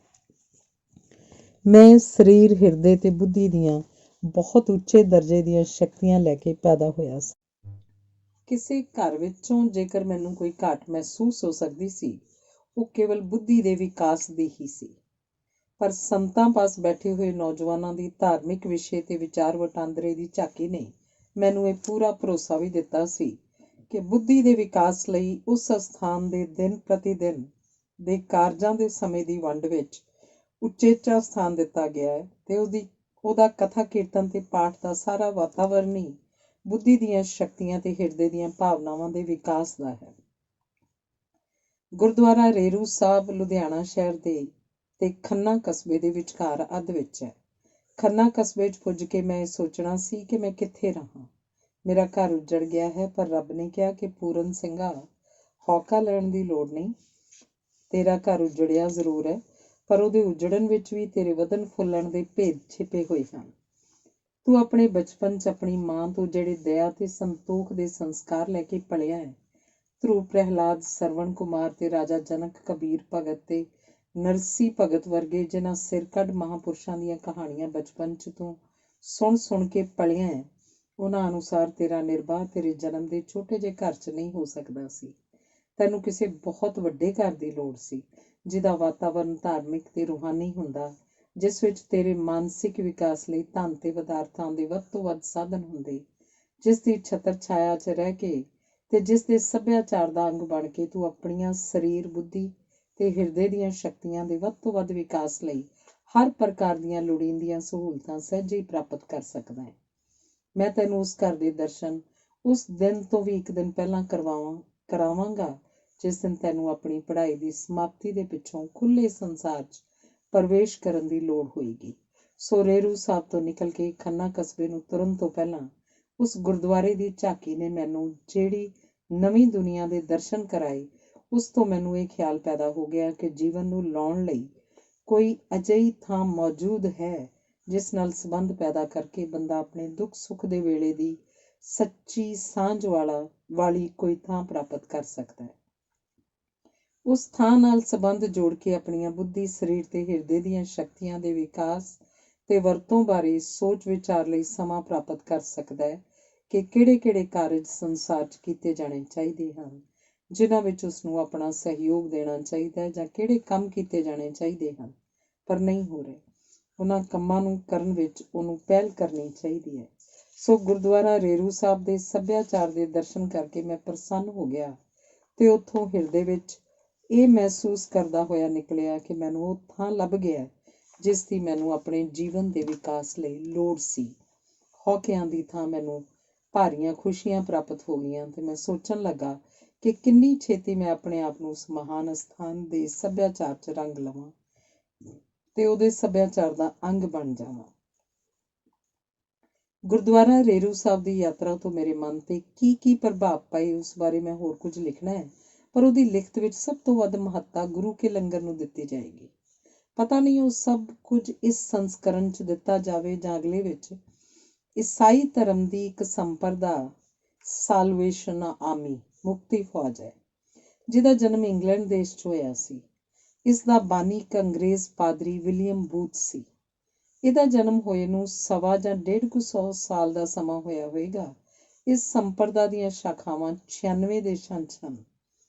ਵਿਲੀਅਮ ਬੂਥ ਨੇ ਲੰਦਨ ਦੇ ਟੇਮਸ ਦਰਿਆ ਦੇ ਕੰਢੇ ਤੋਂ ਲੂਲੇ, ਲੰਗੜੇ ਤੇ ਅਪਾਹਜ ਚੁੱਕੇ ਸਨ, ਜਿਨ੍ਹਾਂ ਦੀ ਸੰਭਾਲ ਲਈ ਉਹਨੇ ਡੇਰੇ ਬਣਵਾਏ ਸਨ। ਉਹਨੇ ਤੱਤ ਕੱਢਿਆ ਹੈ ਕਿ ਜੇਕਰ ਕੋਈ ਬੰਦਾ ਦੁਨੀਆ ਦੇ ਬੰਦਿਆਂ ਨੂੰ ਆਪਣੇ ਵੱਲ ਖਿੱਚਣਾ ਚਾਹੇ ਤਾਂ ਅਜਿਹਾ ਕਰਨ ਦੇ 2 ਹੀ ਢੰਗ ਹਨ। ਹਰ ਇੱਕ ਬੰਦੇ ਨੂੰ ਮੁਸਾਫਰੀ ਵਿੱਚ ਪ੍ਰਸ਼ਾਦਾ ਛਕਾਇਆ ਜਾਵੇ ਤੇ ਦੂਜੇ ਰਹਿਣ ਨੂੰ ਥਾਂ ਦਿੱਤੀ ਜਾਵੇ।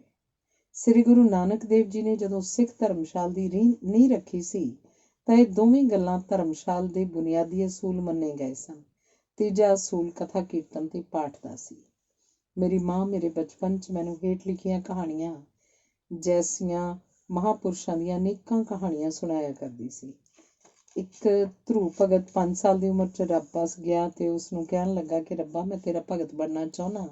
ਰੱਬ ਨੇ ਕਿਹਾ, ਚੰਗਾ, ਤੂੰ ਮੇਰਾ ਅਰਦਲੀ ਬਣ ਜਾ, ਤੂੰ ਹਰ ਵੇਲੇ ਮੇਰੇ ਸਾਹਮਣੇ ਰਹੇਗਾ। ਦੂਸਰਾ, ਸ਼ਿਵਜੀ ਮਹਾਰਾਜ ਰਾਤ ਨੂੰ ਤਦ ਸੌਂਦੇ ਸਨ ਜਦੋਂ ਦੇਖ ਲੈਂਦੇ ਸਨ ਕਿ ਦੁਨੀਆ 'ਚ ਕੋਈ ਪ੍ਰਾਣੀ ਭੁੱਖਾ ਤਾਂ ਨਹੀਂ ਰਹਿ ਗਿਆ।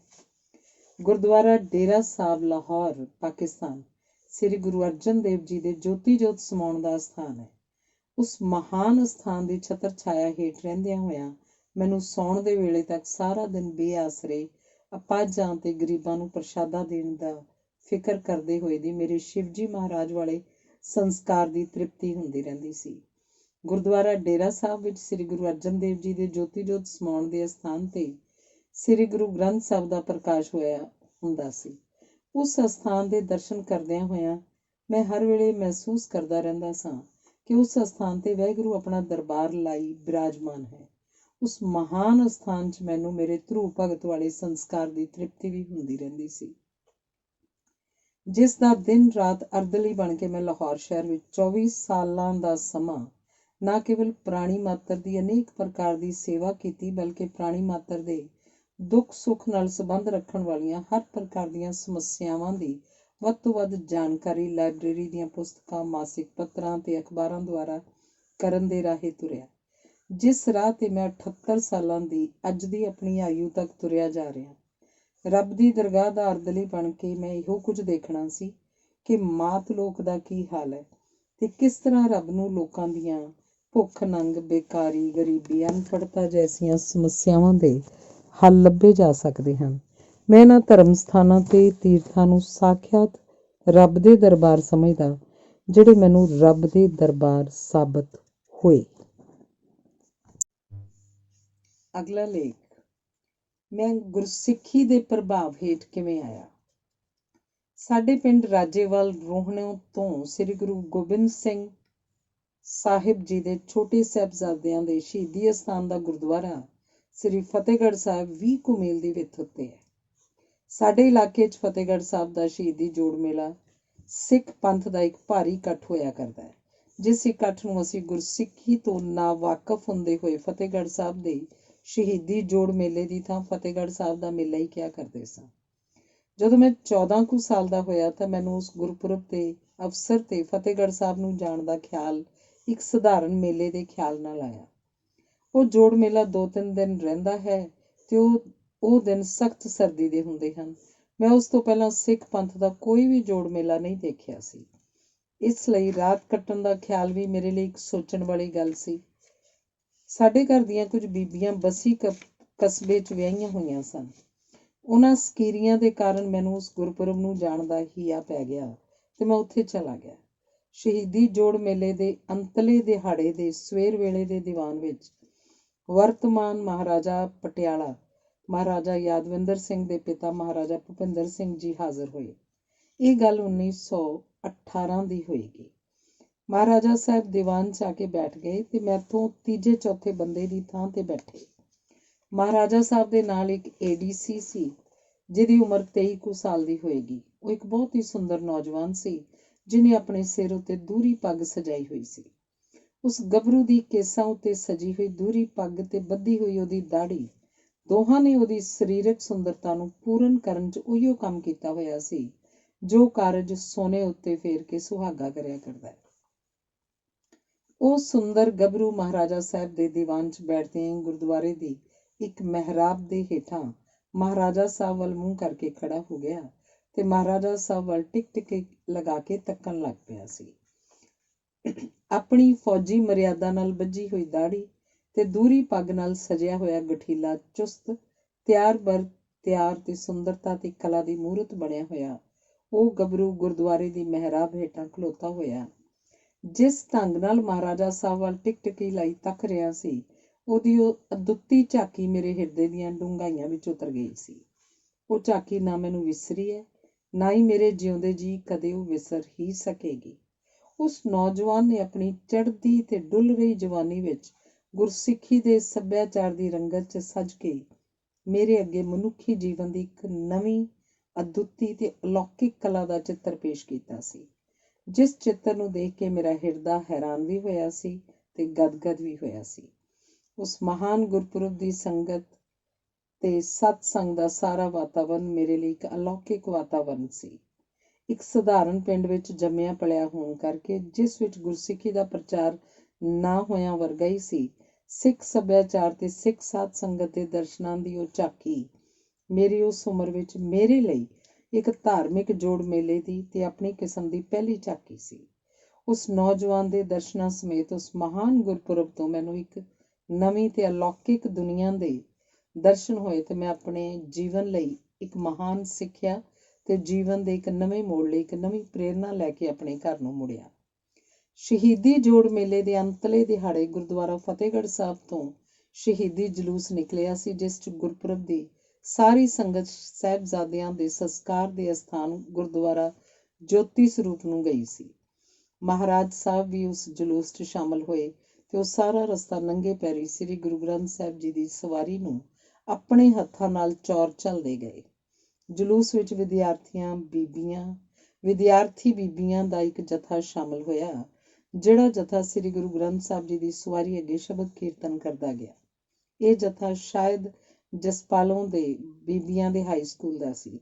ਗੁਰਦੁਆਰਾ ਜੋਤੀ ਸਰੂਪ ਪੁੱਜਣ ਉੱਤੇ ਮੈਂ ਉਹ ਸਥਾਨ ਦੇਖਿਆ ਜਿੱਥੇ ਸ਼ਹੀਦੀ ਸਾਹਿਬਜ਼ਾਦਿਆਂ ਦੇ ਮ੍ਰਿਤਕ ਸਰੀਰਾਂ ਦਾ ਸੰਸਕਾਰ ਕੀਤਾ ਗਿਆ ਸੀ। ਉਸ ਅਸਥਾਨ ਦੇ ਦਰਸ਼ਨ ਕਰਦਿਆਂ ਹੀ ਮੇਰਾ ਹਿਰਦਾ ਥਰ-ਥਰਾ ਗਿਆ ਤੇ ਮੈਂ ਉਸ ਅਸਥਾਨ ਵਿੱਚੋਂ ਇੱਕ ਅਜਿਹੀ ਗੁਪਤ ਲਹਿਰ ਨਿਕਲਦੀ ਅਨੁਭਵ ਕੀਤੀ, ਜਿਹੜੀ ਬੰਦੇ ਦੇ ਮਨ ਨੂੰ ਇਕਾਗਰ ਕਰਕੇ ਇਹ ਦੱਸ ਰਹੀ ਹੋਵੇ ਕਿ ਤੂੰ ਸੰਸਾਰ 'ਚ ਕਿਸ ਲਈ ਆਇਆ ਹੈ ਤੇ ਇੱਕ ਮਨੁੱਖ ਦੇ ਤੌਰ ਤੇ ਤੇਰੇ ਕੀ ਕਰਤੱਵ ਹੋ ਸਕਦੇ ਹਨ। ਉਹ ਕਰਤੱਵ ਕਿੰਨੇ ਵੱਡੇ ਹੋ ਸਕਦੇ ਹਨ, ਜਿਨ੍ਹਾਂ ਨੂੰ ਪੂਰਨ ਕਰਨਾ ਹੀ ਜੀਵਨ ਦੇ ਮਨੋਰਥ ਨੂੰ ਪ੍ਰਾਪਤ ਕਰਨਾ ਤੇ ਸਦਾ ਲਈ ਅਮਰ ਹੋਣਾ ਹੈ। ਗੁਰਦੁਆਰਾ ਜੋਤੀ ਸਰੂਪ ਪੁੱਜ ਕੇ ਇੱਕ ਦੀਵਾਨ ਸਜਿਆ ਸੀ, ਜਿਸ ਵਿੱਚ ਮਹਾਰਾਜਾ ਸਾਹਿਬ ਵੀ ਬੋਲੇ ਸਨ। ਉਹਨਾਂ ਨੇ ਕੇਵਲ ਹੇਠ ਲਿਖੇ ਉਰਦੂ ਜ਼ਬਾਨ ਦੇ ਸ਼ਬਦ ਬੋਲੇ ਸਨ, ਜਿਹੜੇ ਮੈਨੂੰ ਹੁਣ ਤੱਕ ਯਾਦ ਹਨ। ਮੁਝੇ ਇਸ ਬਾਤ ਕਾ ਫਖਰ ਹਾਸਿਲ ਹੈ ਕਿ ਮੁਝੇ ਪਹਿਲੀ ਬਾਰ ਪੰਥ ਕੀ ਸੇਵਾ ਕਰਨੇ ਕਾ ਮੌਕਾ ਮਿਲਾ ਹੈ। ਜਲੂਸ ਵਿੱਚ ਜਿਹੜਾ ਸ਼ਬਦ ਬੀਬੀਆਂ ਨੇ ਪੜ੍ਹਿਆ ਸੀ, ਉਹਨੂੰ ਮੈਂ ਕੁਝ ਦੂਰੀ ਤੋਂ ਤੁਰੇ ਜਾਂਦੇ ਨਹੀਂ ਸੁਣਿਆ ਸੀ, ਇਸ ਲਈ ਇੱਕ ਦੂਰ ਹੋਣ ਕਰਕੇ ਤੇ ਇੱਕ ਰਾਗ ਵਿੱਚ ਹੋਣ ਕਰਕੇ ਮੈਨੂੰ ਉਹ ਸ਼ਬਦ ਸਮਝ ਵਿੱਚ ਨਹੀਂ ਆ ਸਕਿਆ ਸੀ ਤੇ ਉਸ ਤੋਂ ਜੋ ਕੁਝ ਮੇਰੀ ਸਮਝ ਆਇਆ ਸੀ, ਉਹ ਕੇਵਲ ਹੇਠ ਲਿਖੇ ਸ਼ਬਦ ਸਨ, ਆਏ ਜੀ ਜਨ ਭਰੀ ਹੈ ਪੁਕਾਰੀ। ਉਸ ਤੋਂ ਪਹਿਲੇ ਇਸ ਸ਼ਬਦ ਨੂੰ ਸੁਣਨ ਦਾ ਅਵਸਰ ਮੈਨੂੰ ਕਦੇ ਨਹੀਂ ਮਿਲਿਆ ਸੀ। ਇਹ ਸ਼ਬਦ ਹੇਠ ਲਿਖਿਆ ਹੈ, ਜਨਮ ਮਰਨ ਦੂਹੂ ਮੈਂ ਨਾਹੀਂ, ਜਨ ਪਰ ਉਪਕਾਰੀ ਆਏ, ਜੀ ਦਾਨ ਦੇ ਭਗਤੀ ਲਾਇਨ, ਹਰ ਸਿਉ ਲੈਣ ਮਿਲਾਏ। ਇਹ ਸ਼ਬਦ ਜਿਹੜਾ ਅੱਜ ਮੇਰੇ ਮਨ 'ਚ ਸ੍ਰੀ ਗੁਰੂ ਗ੍ਰੰਥ ਸਾਹਿਬ ਦੇ ਸਾਰੇ ਸ਼ਬਦਾਂ ਵਿੱਚੋਂ ਪਹਿਲੇ ਨੰਬਰ ਤੇ ਗੁਰਸਿੱਖੀ ਦੇ ਤੱਤ ਦੇ ਰੂਪ 'ਚ ਵਸਿਆ ਹੋਇਆ, ਮੇਰੇ ਹਿਰਦੇ ਤੋਂ ਸਦਾ ਲੁਕਿਆ ਹੀ ਰਹਿੰਦਾ। ਜੇਕਰ ਆਪਣੇ ਚੰਗੇ ਭਾਗਾਂ ਨੂੰ ਮੇਰਾ ਵਾਹ ਸ੍ਰੀ ਗੁਰੂ ਅਰਜਨ ਦੇਵ ਜੀ ਦੇ ਗੁਰਦੁਆਰਾ ਡੇਰਾ ਸਾਹਿਬ ਲਾਹੌਰ ਨਾਲ ਸੰਨ 1924 ਵਿੱਚ ਪ੍ਰਾਣੀ ਮਾਤਰ ਦੀ ਸੇਵਾ ਦੇ ਸੰਬੰਧ 'ਚ ਨਾ ਪੈ ਜਾਂਦਾ, ਜਿਸ ਮਹਾਨ ਅਸਥਾਨ ਦੀ ਆਪਣੀ ਸੇਵਾ ਤੇ ਜਿਸ ਦੀ ਛਤਰ ਛਾਇਆ ਹੇਠ ਮੈਨੂੰ ਦੇਸ਼ ਦੀ ਵੰਡ ਦੇ ਸਮੇਂ ਸੰਨ 1947 ਤੱਕ 24 ਕੁ ਸਾਲਾਂ ਦੇ ਸਮੇਂ 'ਚ ਪ੍ਰਾਣੀ ਮਾਤਰ ਦੀ ਸੇਵਾ ਵਿੱਚ ਜੀਵਨ ਬਤੀਤ ਕਰਨ ਦਾ ਅਵਸਰ ਲਾਹੌਰ ਸ਼ਹਿਰ 'ਚ ਮਿਲਿਆ। ਉਸ ਲੰਬੇ ਚੌੜੇ ਸਮੇਂ ਵਿੱਚ ਜਿੱਥੇ ਮੈਨੂੰ ਇਸ ਸ਼ਬਦ ਨੂੰ ਸਾਲਾਂ ਬੱਧੀ ਬਾਰ-ਬਾਰ ਸੁਣਨ ਦਾ ਅਵਸਰ ਮਿਲਿਆ, ਉੱਥੇ ਉਸ ਅਸਥਾਨ ਦੀ ਆਪਣੀ ਤੇ ਉਹਦੇ ਆਸਰੇ ਕੀਤੀ ਗਈ ਲਾਹੌਰ ਸ਼ਹਿਰ ਦੀ ਸੇਵਾ ਦੁਆਰਾ ਇਸ ਸ਼ਬਦ ਦੇ ਸੱਚੇ ਵਿੱਚ ਢਲਣ ਤੇ ਭਗਤੀ ਦੇ ਮਾਰਗ ਉੱਤੇ ਤੁਰਨ ਦਾ ਅਵਸਰ ਵੀ ਮੈਨੂੰ ਮਿਲਿਆ। ਮੈਂ ਜਿੰਨਾ ਚਿਰ ਜੀਵਾਂਗਾ, ਮੇਰੇ ਹਿਰਦੇ ਵਿੱਚ ਜਿੱਥੇ ਸ਼ੁਕਰਾਨੇ ਦੇ ਭਾਵ ਨਾਲ ਸਿੱਖ ਅਰਦਾਸ ਦੇ ਹੇਠ ਲਿਖੇ ਸ਼ਬਦ ਸਦਾ ਉਛਲਦੇ ਰਹਿਣਗੇ, ਸਿੱਖਾਂ ਨੂੰ ਸਿੱਖੀ ਦਾਨ, ਰਹਿਤ ਦਾਨ, ਨਾਮ ਦਾਨ, ਦਾਨਾ ਸਿਰ ਦਾਨ, ਭਰੋਸਾ ਦਾਨ, ਸ੍ਰੀ ਅੰਮ੍ਰਿਤਸਰ ਸਾਹਿਬ ਜੀ ਦੇ ਦਰਸ਼ਨ ਇਸ਼ਨਾਨ, ਚੌਂਕੀਆਂ ਝੰਡੇ ਬੁੰਗੇ, ਜੁਗੋ ਜੁਗ ਅਟਲ, ਧਰਮ ਦਾ ਜੈਕਾਰ। ਉੱਥੇ ਉਸ ਸ਼ੁਕਰਾਨੇ ਦੇ ਭਾਵ ਤੋਂ ਮੇਰੇ ਹਿਰਦੇ ਵਿੱਚੋਂ ਇਹ ਅਸੀਸ ਵੀ ਨਿਕਲਦੀ ਰਹੇਗੀ ਕਿ ਭਾਰਤ ਦੇ ਹਰ ਘਰ ਤੋਂ ਸਿੱਖ ਸੱਭਿਅਤਾ ਦੀ ਉਸ ਮਹਾਨਤਾ ਦਾ ਪ੍ਰਗਟਾਵਾ ਹੋਵੇ, ਜਿਸ ਮਹਾਨਤਾ ਦੀ ਝਾਕੀ ਨੂੰ ਮੈਂ ਫਤਿਹਗੜ੍ਹ ਸਾਹਿਬ ਦੇ ਸਾਲਾਨਾ ਗੁਰਪੁਰਬ ਦੇ ਅਵਸਰ ਉੱਤੇ ਅਨੇਕਾਂ ਪੱਖਾਂ ਤੋਂ ਦੇਖਿਆ ਸੀ।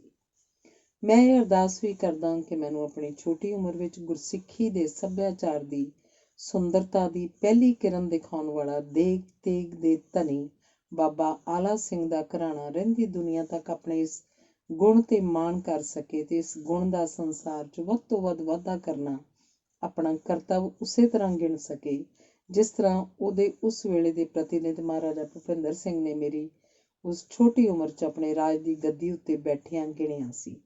ਮੇਰੇ ਹਿਰਦੇ ਉੱਤੇ ਉਸ ਗੁਰਪੁਰਬ ਤੋਂ 5 ਗੱਲਾਂ ਦਾ ਅਸਰ ਪਿਆ। ਪਹਿਲਾ, ਮਹਾਰਾਜਾ ਸਾਹਿਬ ਦੇ ADC ਦੀ ਸੁੰਦਰਤਾ ਜੋ ਕਿ ਉਹਦੇ ਕੇਸਾਂ, ਦਾੜੀ ਤੇ ਦੂਰੀ ਪੱਗ ਨੇ ਪੈਦਾ ਕੀਤੀ। ਦੂਸਰਾ, ਗੁਰੂ ਘਰ ਦੀ ਸੰਗਤ ਵਿੱਚ ਸਾਰੇ ਬੰਦਿਆਂ ਤੋਂ ਉੱਚੇ ਥਾਂ ਕੋਈ ਨਹੀਂ ਬੈਠ ਸਕਦਾ, ਭਾਵੇਂ ਕੋਈ ਬੰਦਾ ਸੰਸਾਰਕ ਤੌਰ ਤੇ ਕਿੰਨੇ ਵੀ ਉੱਚੇ ਦਰਜੇ ਦਾ ਕਿਉਂ ਨਾ ਹੋਵੇ।